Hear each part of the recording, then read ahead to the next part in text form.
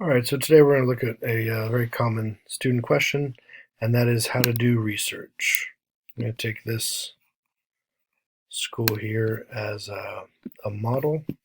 A lot of the databases look the same, but your path to get there might be a little different.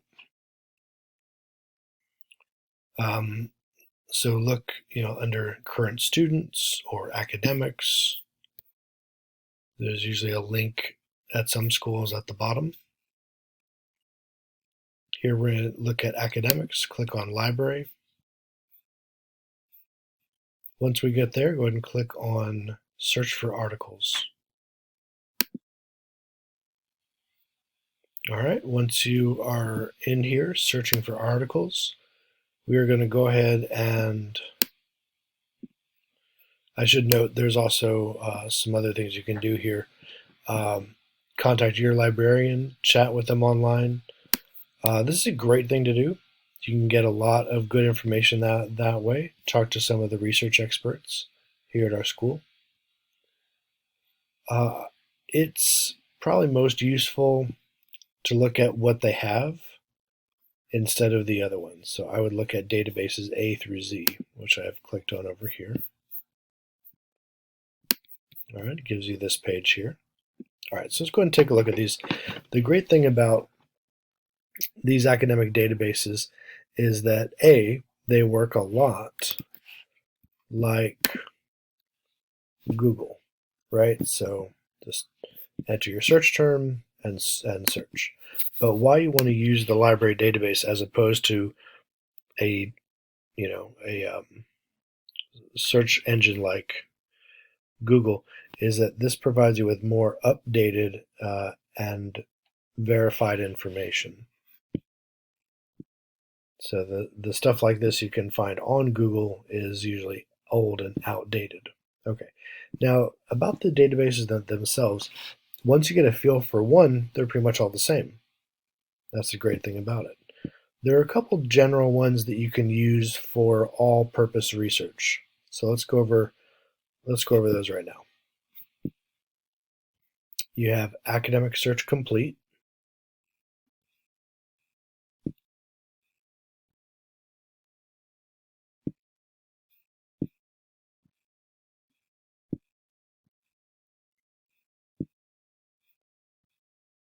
And even though we're skipping these, there are so many good ones and so many interesting ones depending on your topic.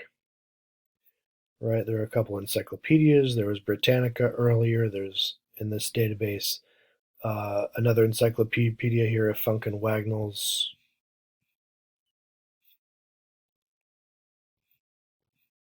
So those are also good for general research questions. Canopy is for like movies and films that you can find on your topic. Another general research database is Masterfile Complete. So do use that one as well. If you're doing preliminary research and you're just getting going, you're not really sure where to get started. The Oxford English Dictionary is another good background preliminary search engine. ProQuest, right? It's a very popular popular search engine that is good for all fields.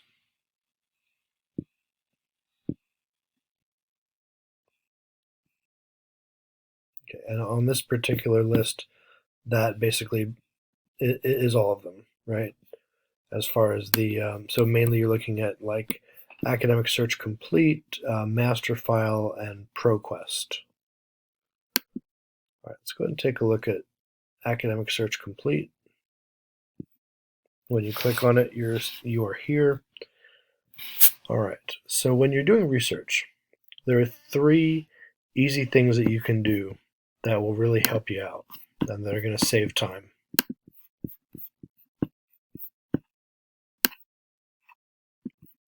Right, the first thing you want to do is to read the abstract. If the abstract is attached, I'll actually have to go find one that has an abstract We'll do that.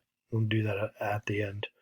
If there is an abstract, it's usually first. You want to read that. That's there to help you and to help you as a researcher decide whether or not this article or paper is going to be of use to you.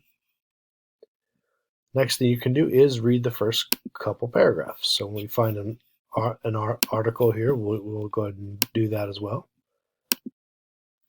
What we're going to focus on right here is how to narrow down your search. Right, so let's start with a basic search term.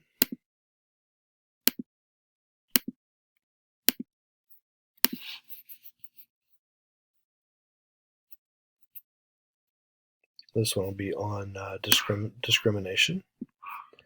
And so let's see, what do we note here? We note we have just under 200,000 articles. Yeah, it's kind of a lot, right? So the number one thing you're going to want to do is narrow it down. Okay, so how can we narrow it down? We can add other topics, and that's actually a really good idea, especially if you have a wide search range and you found a lot of things. So let's go ahead and do that. Let's add a search term. So we're going to look for this and this. The next thing you always want to do is narrow it down by full text. And there are other options you have here as well, right? We can narrow it down by document type.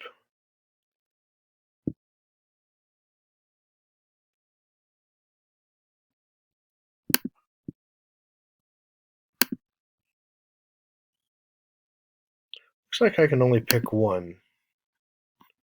I probably want an article. I'll go ahead and narrow it down by that. We can narrow it down by language. We can narrow it down by publication type. But probably most importantly, year, right? So let's narrow it down by year. Narrow it down, say the last 10 years. Actually, I want to look for historical trends. So let's go ahead and look for the last, just in the last 20 years. All right, let's see what this does to our search. Okay, look at that. So we've gone down from almost 200,000 articles. It was like 180 something, right? And then now we're down to 2,076. Still a lot. But we are firmly going in the right direction as far as narrowing this down. All right, so our search results, we're going to have to go back here and add those back in. I do want an article, do want full text. I'm not bothered by the amount of pages it is. I want to narrow it down to a certain time period, usually like last 20 years. That'll give you like insight on what they call the modern history on the topic.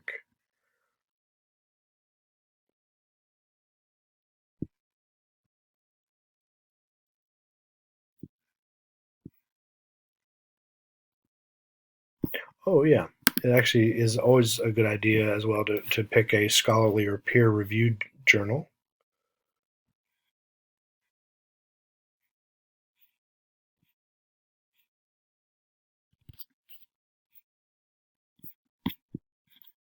We can narrow it down to the language that we're going to read it in.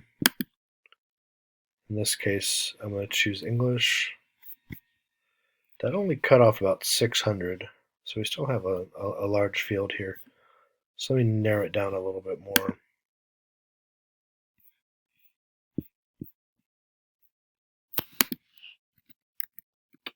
Let's narrow it down to the last 10 years.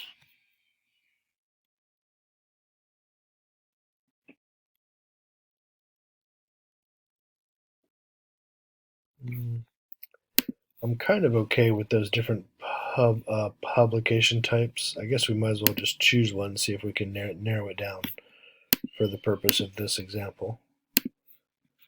But ideally, in a research situation, I'd be interested to look at all of those.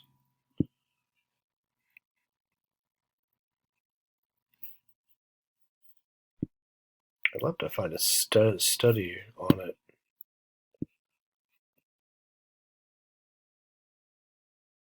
but I'm not sure that this database is quite right for that, other than finding like a case study. So I'm going to find something that will just kind of fit with the document type and the publication type, so things will match up. All right, let's see what that brings us. Oh, we're getting closer. We're down to 800 searches or documents here. That's still too many. We would ideally like to narrow this down to 15 or 20, and then you could say like, oh, that's like an amount that seems reasonable, right?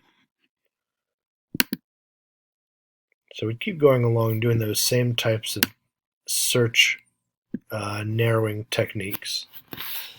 All right, so what you want to have here when you click on your article itself is you want to have your full text, right, which you have here. You can access the PDF of the full text. If you don't have that, you're going to want to find that and maybe start your search over again. Hey, look at that. This one has an abstract. Just came across it there. So, like I said, if you look at those three things, the three things that you can do to make research easier for you, the first thing you want to do is to read the abstract, right, which we have here. What you're doing when you read an abstract is you're trying to look at, does this source have the information I want? And from here we should get a pretty good idea, right? The other things you can do when you're looking for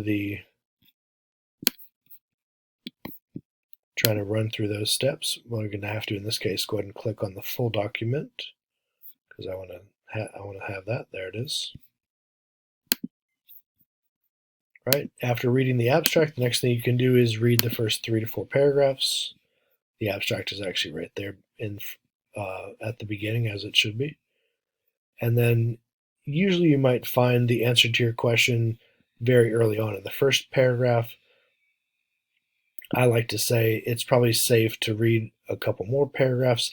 Like by the time this in this case would be paragraph 4, and by the time you've gotten to this point in your reading, you should definitely know, and the author should definitely have probably stated by this point the overall purpose, and you should certainly be able to assess by that point, is this going to work for your research paper? And the last thing is to do what we were doing there, which is to narrow down our search. Now, once you've narrowed down your search and you have an article that you like say, I like this one. This is a good article. It's got an abstract. This is published by Washington Law Review, and it's very recent, right? There's a lot of positive things about this. So what do we want to do with this? Well, I want to use it as you are going to as a student, right? So you can go right here. You can save this to your Google Drive.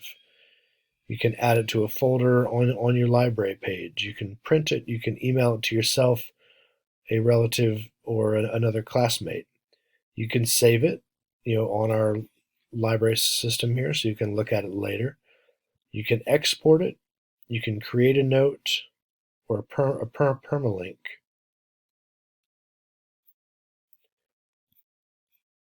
The article I looked at a few minutes ago was a little different. I came upon, I just started the same way with a basic search.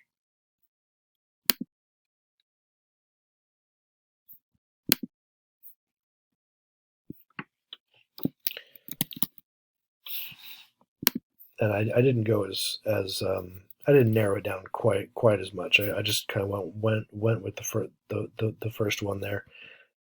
It was this article here on Crimea, and I wanted to point that out because it has some other options. Not all the articles and the links you find are going to have all these, but on this particular one, it won't play it for you through this software I'm using, but we can actually listen to it through our library page. Just press that button there, and it will say it to you. You can translate it, right?